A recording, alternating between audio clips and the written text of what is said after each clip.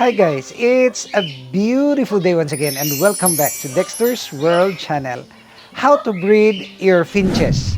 That would be the content of our video today. Well, to breed our finches there is no hard and fast rule here, meaning that there is no standard policy or procedure on how to breed your finches because I have tried many methods on breeding them and they are all effective. The first thing that I would like to tell you, well, this is my own observation and opinion based on my research and my experience as a neophyte in breeding these finches. The first thing that I observe for the finches is that they don't like any other birds to be mixed together inside in the cage. I must admit that I failed because I took them for granted where I put some cockatiels and even some African lovebirds here in this particular cage, but they are dying of, I can see deaths. Some of them died, maybe a dozen, and it's a failure because these aggressive African lovebirds will just bully these very tiny birds that's really very lovely. And these birds has, as a high IQ. Why? Because they are easily tamed. They can be easily tamed. They can also be hand-fed. Well, in this particular box, we have 4 babies. The other 4 already flew away, and you can see that they are even fed by the parents. And very, lovely, activity of these birds to watch. This father feeding the birdlings, and you hear the sounds, very tiny, but it's deep penetrating in our soul, in our inner being, because these are lovely natural creatures. They can produce many sounds. So going back to the breeding method, well, I said that they have to be exclusively placed in a cage where there are no other birds. And this cage must be free from predators. Even the ants, we consider them as predators because they are helpless. When the ants will crawl up and eat their babies, they're helpless. Unlike other birds that can still, stage a fight with the ants, but these birds are so helpless since they are so small. So this cage that I'm referring to is free from the ants. So cleanliness is one of the important factors that we have to observe.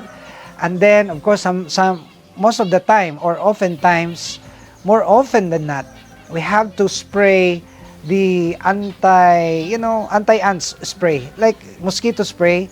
But you have to, be careful about spraying because this will also affect our birds. But the idea here is that the ants should be observed. I mean, the presence of these ants. You may not know that the cage has already been used by the ants as their nest. So there are things like those.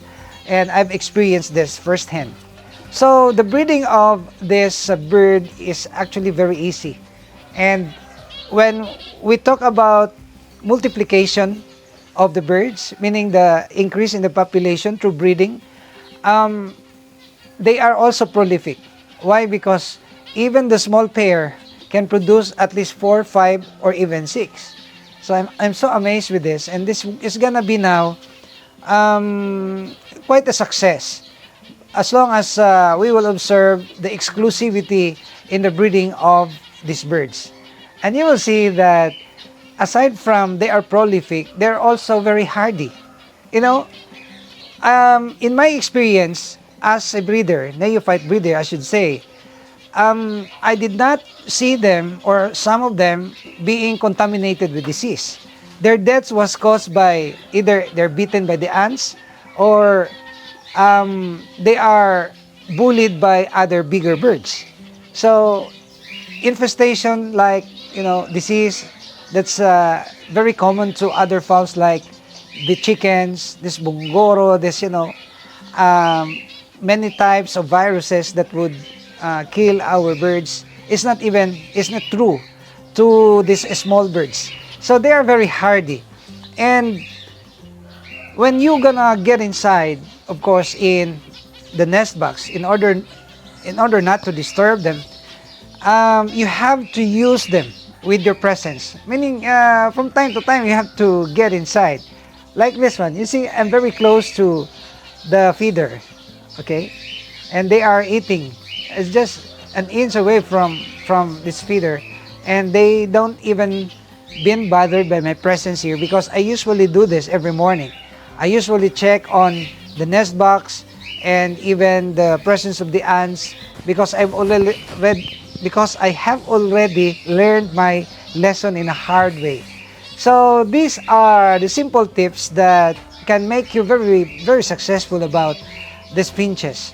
And maybe next month we can add some breeders from a prestigious breeder.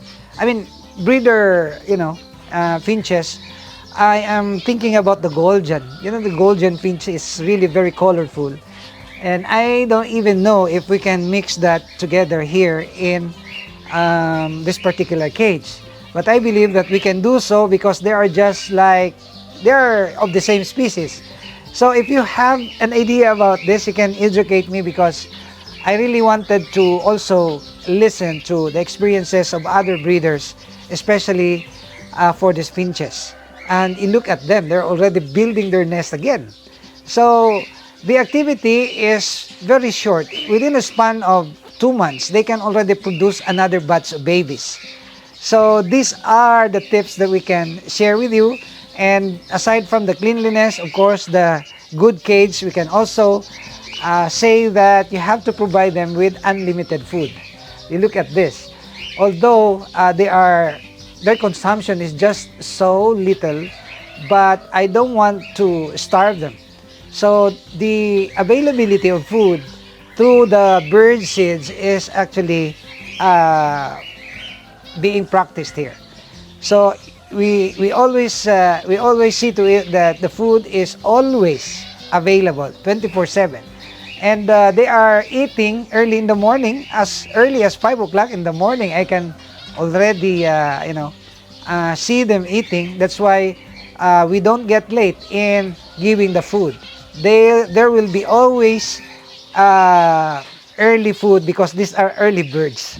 So these simple tips could actually make a difference when you're gonna try to breed your finches.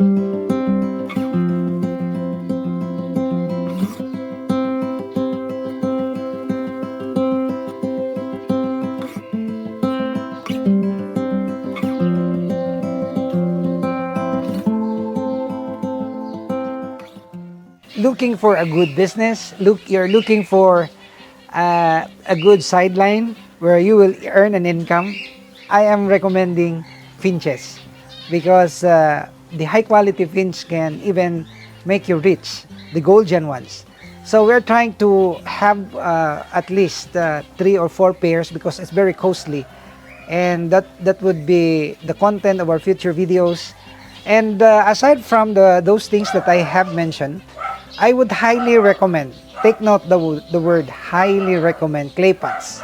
Instead of putting this wooden nest boxes, I would highly recommend clay pots. Why? Because the clay pots can make the nest very appropriate for the eggs because it's a coning like this. So we have a bottom that can really allow these parents to sit properly on their eggs, and this can ensure this can ensure high hatchability rate of the eggs. I'm telling this because as you can see here, I also have bamboos. These bamboos are also used as their nest box. But then, as what I have observed, they really prefer to use the clay pots instead of the bamboos. Well, I can see some, utilizing the bamboos, some pairs, but it did not give us a good hatch. Meaning that the bamboos, since there is a tendency that the eggs will be scattered, that the parents could not gather them in one corner. That's the reason why it's a lesser hatchability rate. So I would highly recommend clay pots, just like other birds in parakeets and even this African lovebirds. If you can also provide them with the clay pots, then much better. But the downside of the African lovebirds is that they can easily destroy the clay pots because they have these powerful beaks to destroy the clay pots, like what happened here. This used to be the nest box of our African lovebirds, but then it was destroyed. So these things are just simple, but somehow this is an honest observation that would lead us all together to the success of breeding this particular bird. And I am thinking about raising hundreds of birds, hundreds of, this very tiny finch that would add beauty and attraction to the farm that we are trying to develop. So we are thinking about the mini aviary, and as we are doing our effort towards that goal, we're also observing whether or not we can maintain and even more or less sustain the production, the food, and even the market, because we're selling this to our customers.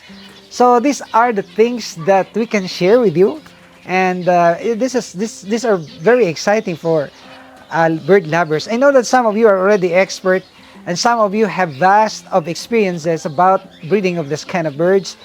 And I would like to ask also from you your opinion about this and your experiences that would somehow give our viewers